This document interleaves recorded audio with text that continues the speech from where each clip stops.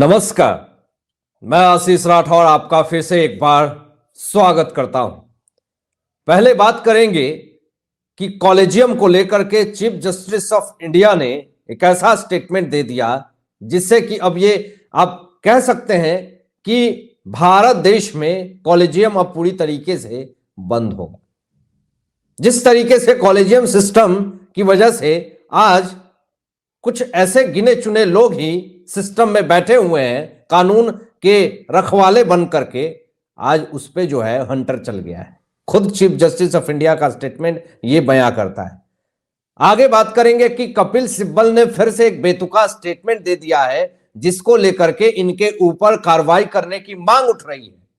तीसरी चीज कि कौन अभी जिसकी संसद सदस्यता रद्द हुई है और वो विक्टिम कार्ड खेल रही है।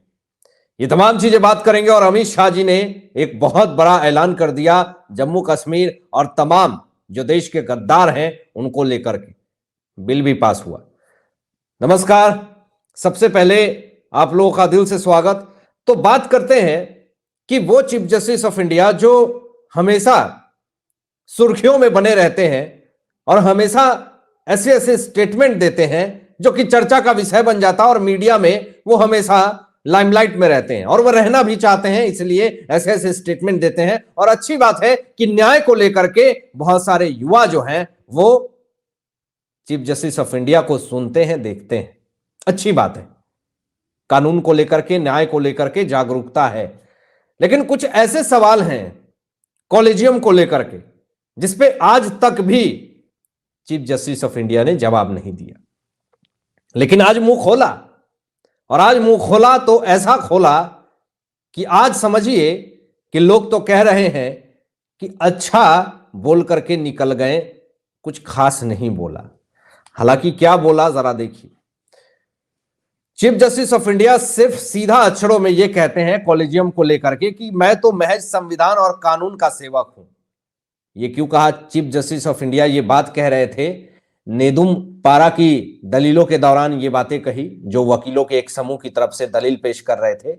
कॉलेजियम को खत्म करने की मांग के साथ वकीलों के द्वारा याचिका दायर की गई थी। तो कॉलेजियम को खत्म करने की बात जो थी, जो मांग थी, उस पर जो याचिका दायर की गई थी, इस पे सीधा चीफ जस्टिस ऑफ इंडिया ये कह करके निकल गए कि मैं तो महज संविधान और कानून का सेवक हूं। और यह बात अच्छी बात है कि आप अगर संविधान और कानून का सेवक हैं तो कॉलेजियम को खत्म कीजिए, क्योंकि बहुत ऐसे होनहार, बहुत अच्छे तेज तर्रार जो हैं, जिनके पास पूरी काबिलियत है, वो कहीं ना कहीं कॉलेजियम की वजह से उनको मौका नहीं मिल पाता है। तो कॉलेजियम खत्म होना चाहिए। और आप कानून और संविधान के सेवक हैं तो फिर जल्द आप ही कीजिए खत्म, लेकिन आप नहीं, केंद्र सरकार की तरफ से जल्द एक्शन लिया जाए। अब जरा बात आगे करते हैं कि वो कपिल सिब्बल जो हमेशा पाकिस्तान के फेवर में पाकिस्तान वाली स्टेटमेंट देते हैं, और जब ये कहते हैं कि आप पाकिस्तान वाली स्टेटमेंट क्यों दे रहे हैं तो पूरी तरीके से बौखलाने लगते हैं। ये तो हैदराबाद को भी अवैध बता देते हैं। और फिर से एक ऐसा स्टेटमेंट दे दिया है कपिल सिब्बल ने जिससे कि कपिल सिब्बल को लेकर के पूरे सोशल मीडिया पे एक बाढ़ आ गई है, तूफान आ गई है। आखिर क्या स्टेटमेंट दे दिया, जरा देखिए। वो स्टेटमेंट आपके स्क्रीन पे शेयर कर रहा हूं मैं, और जरा ध्यान से देखिएगा। यहां पे कपिल सिब्बल ने पूरी तरीके से असम को म्यांमार का हिस्सा बता दिया है।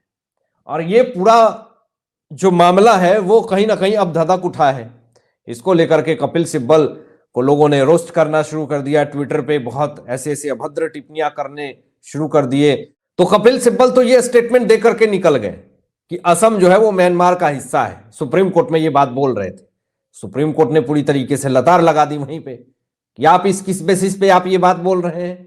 लेकिन इनके पास तथ्य क्या है, सबूत क्या है, ये तो सुप्रीम कोर्ट में आप पेश कर सकते हैं। लेकिन सुप्रीम कोर्ट भी पूरी तरीके से लतार लगा रही है। वही किससे? कपिल सिब्बल जो हमेशा आर्टिकल 370 हटाए जाने का विरोध करते थे। और आज देखिए कि उसी कपिल सिब्बल का पूरी तरीके से बखिया उधेर करके रख दिया अमित शाह जी ने शीतकालीन सत्र में संसद में। सबसे पहले तो आर्टिकल 370 हटाए जाने का विरोध होता रहा, तो अमित शाह जी ने यह कहा, सामने वाले फारूक अब्दुल्ला भी बैठे हुए थे, फारूक अब्दुल्ला को कहा, उनके बगल में जो बैठे नेता जो आर्टिकल 370 हटाए जाने का विरोध कर रहे थे, तो सीधा अमित शाह जी ने यह कहा शीतकालीन सत्र में संसद भवन में ही कि ऊपर वाले से डरिए, नीचे वाले से नहीं। फारूक अब्दुल्ला बिलबिलाने लगे, अरे नीचे वाले, यानी उनका कहने का मतलब यह था कि नीचे वाला फारूक अब्दुल्ला से डरने की कोई जरूरत नहीं है, ऊपर वाले से डरो जो कश्मीरी भाई बंधु हैं, जिनका करोड़ों रुपए का प्रॉपर्टी जब्त कर लिया गया, करोड़ों रुपए के प्रॉपर्टी छोड़ करके जो भाग गए और कुछ रहे तो औने पौने भाव में उसको ले लिया और फिर उसको कहा रहो, धर्म परिवर्तन कर दिया, ऐसे तमाम चीजें हुई। फारूक अब्दुल्ला बिलबिलाने लगे, खड़े होकर के ये कहने लगे कि आपके सवाल का जवाब मैं दूंगा। तो अमित शाह जी ने कहा कि आप नहीं दे सकते हैं जवाब, नियम के हिसाब से आप जवाब नहीं दे सकते हैं। फारूक अब्दुल्ला मुंह फुला करके बैठ गए। उसके बाद अब देखिए कि बहुत बड़ी बात कह दिया, वो वीडियो भी आपको दिखाऊंगा। लेकिन अमित शाह जी कहते हैं कि इंग्लैंड में छुट्टियां मनाकर जम्मू कश्मीर के बदलाव का अनुभव नहीं किया जा सकता। और इंग्लैंड में कौन छुट्टियां मनाता है? राहुल गांधी। बहुत अच्छी बात कही। और इस स्टेटमेंट से कपिल सिब्बल की भी पूरी तरीके से हालत खराब हो गई। लिबरल गैंग, लुटियन गैंग जो है पूरी तरीके से सीना पीटने लगे। पहले जरा आप इस वीडियो को सुनिए, बहुत ध्यान से सुनिएगा। कश्मीर के जो सांसद बैठे उनको विशेष रूप से कहना चाहता हूं, क्या हुआ जो कहते हैं इनको बताना चाहता हूं। मान्यवर, जब आतंकवाद चालू हुआ, निशाना बनाकर सबको भगाना शुरू हुआ, घड़ियाली आंसू बहाने वाले तो मैंने बहुत देखे, शब्दों से अच्छे तरीके से सांत्वना देने वाले मैंने बहुत नेता देखे हैं, मगर नरेंद्र मोदी एकमात्र व्यक्ति ऐसा है जिन्होंने इनके आंसू साथ अर्थ में पोंछने का काम किया। मान्यवर, उनकी पीड़ा का हम कल्पना नहीं कर सकते। जो करोड़ों रुपए का प्रॉपर्टी वहां छोड़कर जान बचाने के लिए कहीं बेंगलुरु, कहीं अहमदाबाद, कहीं दिल्ली, कहीं जम्मू में जाकर कैंप में रहे हैं, अपने स्तर से बहुत नीचे जीवन जी रहे हैं, इनकी पीड़ा की कल्पना हम नहीं कर सकते बाकी के देश के हिस्से में रहकर। मगर जब वहां से भागे वो करोड़ों रुपए की संपत्ति किसी ने कब्जा ली। कब्जा लेने के बाद कहा कि अब तुझे कुछ नहीं मिलेगा, मैं जो देता हूं वो ले लो। औने पौने दाम में करोड़ों रुपए की संपत्ति एक प्रकार से छीन ली गई और प्रशासन चुपचाप बैठा, कोई कदम नहीं उठाए।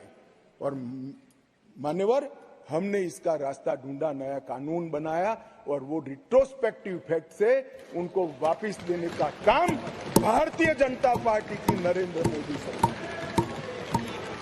ये पूछते हैं क्या हुआ था वो भी बताया और अब क्या हुआ वो भी बताया।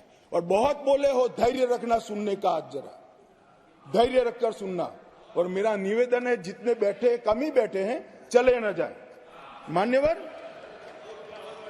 अधिवास प्रमाण पत्र लगभग 1.6 लाख लोगों को अधिवास प्रमाण पत्र देने का काम ये भारतीय जनता पार्टी की सरकार ने। नरेंद्र मोदी जी के प्रधानमंत्री बनने के बाद प्रति व्यक्ति 3250 रुपया और अधिकतम सीमा परिवार में 13,000 रुपया कैश डॉल दिया जाता है इन लोगों को। प्रति व्यक्ति 9 किलो चावल, 2 किलो आटा और 1 किलो मासिक चीनी देने का काम हमारी सरकार करती है माननीय। और पाक ऑक्युपाई कश्मीर से जो लोग आए थे उनको एक मुश्त 5.5 लाख रुपया एक साथ देने का काम ये नरेंद्र मोदी।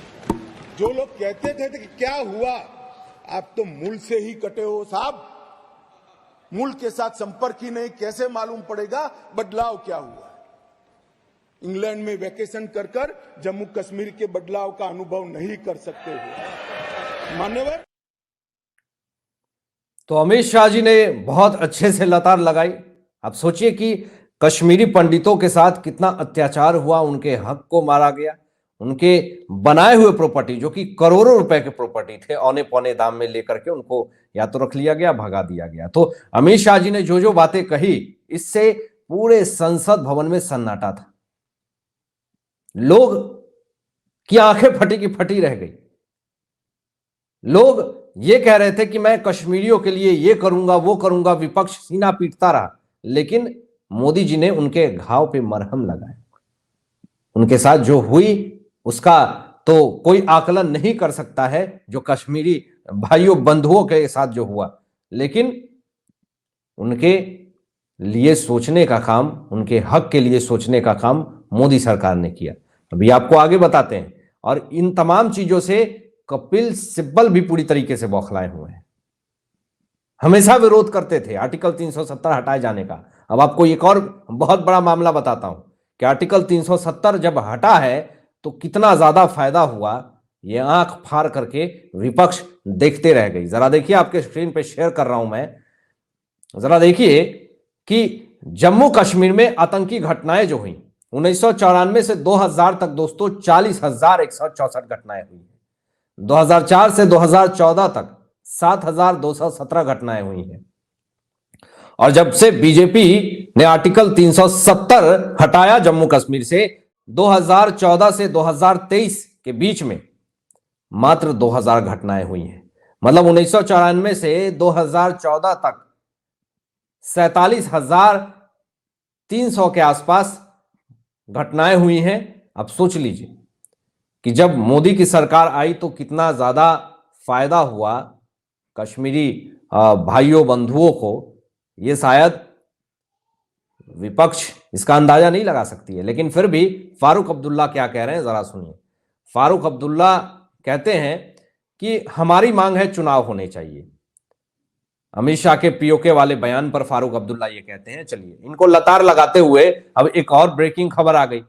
लोकसभा में पास हुआ ऐतिहासिक जम्मू कश्मीर आरक्षण संशोधन विधेयक 2023 और जम्मू कश्मीर पुनर्गठन संशोधन बिल पास हो गया, जिसमें जम्मू कश्मीर में होंगे 43 विधानसभा सीट व कश्मीर में होगी 47 लोकसभा सीट। मतलब चुनाव होने की बात करते हैं, चुनाव तो होगा ही, क्यों नहीं होगा। अमित शाह जी ने साफ तौर पे कहा, नेहरू पे हमला किया कि नेहरू की गलतियों के कारण पीओके बना।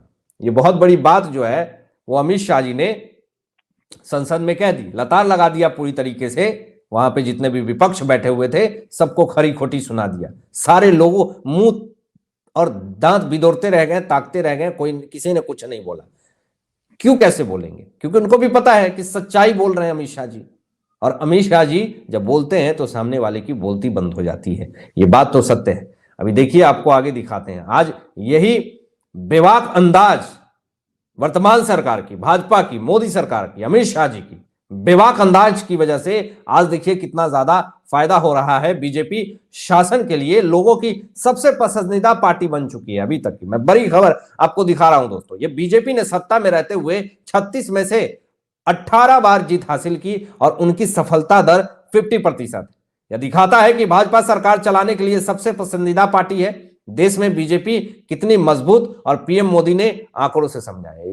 ये देखिए, ये पूरी तरीके से आज सबकी पसंदीदा जो नेता बन गए हैं वो खुद नरेंद्र मोदी बन गए हैं। और देखिए, जो सिर्फ झूठ का वादा करते हैं, आज मोदी सरकार ने यह भी दिखा दिया कि सस्ती दवाई अच्छी दवाई की मोदी की गारंटी, ये भी दे दिया। तो सोचिए, इससे देश जो है वो पूरी तरीके से खुश है कि मोदी सिर्फ बोलता नहीं है, मोदी एक ब्रांड है, मोदी एक गारंटी है। मोदी जो बोलता है वो करता है। आज तो लोग जो बोलते हैं वो भी नहीं कर पाते हैं। और आज तो लोग जो नहीं बोलते हैं और कुछ किया भी नहीं, लेकिन अगर अदर पार्टी, वर्तमान सरकार की पार्टी अगर कोई कुछ कर रही है तो दांत बिदोर करके आ जाते हैं, कहते हैं भैया हमने किया है, हमें क्रेडिट दे दो ना। मतलब झूठ का भी एक सीमा होता है, लेकिन विपक्ष ने तो वो झूठ का सीमा भी पूरी तरीके से पार करके रख दिया। अभी देखिए, एक बड़ी खबर आई है कि पूरी तरीके से झटका मिला। महुआ मोइत्रा एक्सपेल्ड हो चुकी हैं, इनकी संसद सदस्यता रद्द हो चुकी है। महुआ मोइत्रा विक्टिम कार्ड खेलने की कोशिश कर रही हैं। पहले खबर आपको दिखाते हैं। यहां पर महुआ मोइत्रा की लोकसभा सदस्यता रद्द हुई है, इनको निष्कासित कर दिया गया है। यहां पर घूसकांड मामले में एथिक्स कमेटी की रिपोर्ट के हिसाब से लोकसभा से महुआ मोइत्रा निष्कासित हो गई हैं। इनको जेल भी भेजा जा सकता है, जेल भी ये जा सकती हैं, कोई बड़ी बात नहीं है। अब इनके ऊपर आरोप क्या है ये सब आप जानते हैं कि इन्होंने लॉगिन पासवर्ड किसी और को दे दिया था, इसलिए ताकि ये पैसे डकार करके ये संसद में अडानी के खिलाफ बोल सकें। और इनका एजेंडा समझिएगा, अडानी के खिलाफ बोलेंगे तो अडानी का शेयर जो है वो डाउन होगा और कुछ लोग हैं जिनको फायदा होगा। तो इसके लिए महुआ मोइत्रा भारी भरकम रकम ली थी, जिस कारण से इनके ऊपर आरोप लगा। और फिर इसके बाद वेरीफाइड हुआ, जांच हुई, इसमें पता चला कि सच में ये सब मामला है, तो इनको एक्सपेल्ड कर दिया गया। तो सोचिए ये तमाशा जो है वो चल रहा है। टीएमसी सांसद है, ममता बनर्जी के ऊपर वो कटाक्ष लोग कर रहे हैं, ममता बनर्जी बचाव कर रही हैं, लेकिन कोई फायदा नहीं। अब आप क्या सोचते हैं इन तमाम मुद्दों पे? अपनी विचार व्यक्त कीजिएगा और ऐसे ही लेटेस्ट अपडेट पाने के लिए इस चैनल को सब्सक्राइब करके बेल आइकन प्रेस कर लीजिएगा और अपने दोस्तों में शेयर कीजिएगा। Thanks for watching my video. जय हिंद, सत्यमेव जयते।